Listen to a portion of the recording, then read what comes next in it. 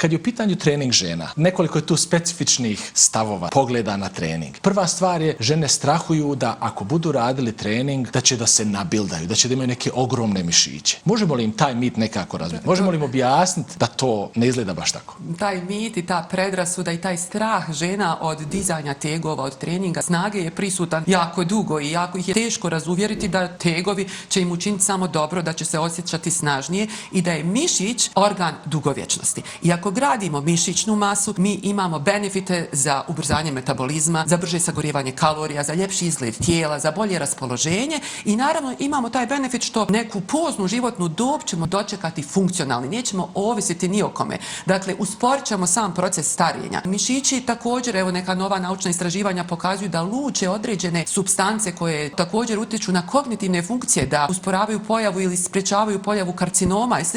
A to se može samo postići mišićnom kontrakcijom.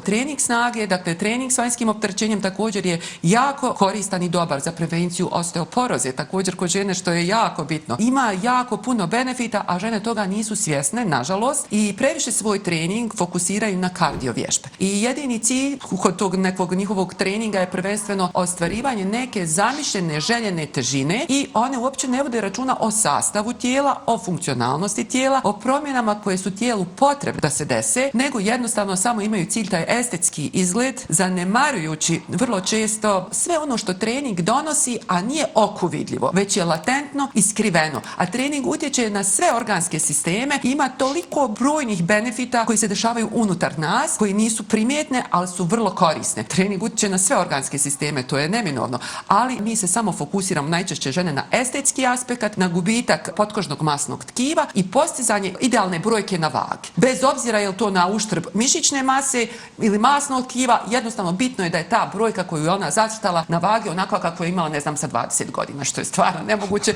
jer moramo voditi računa i o sastavu tijela, naravno.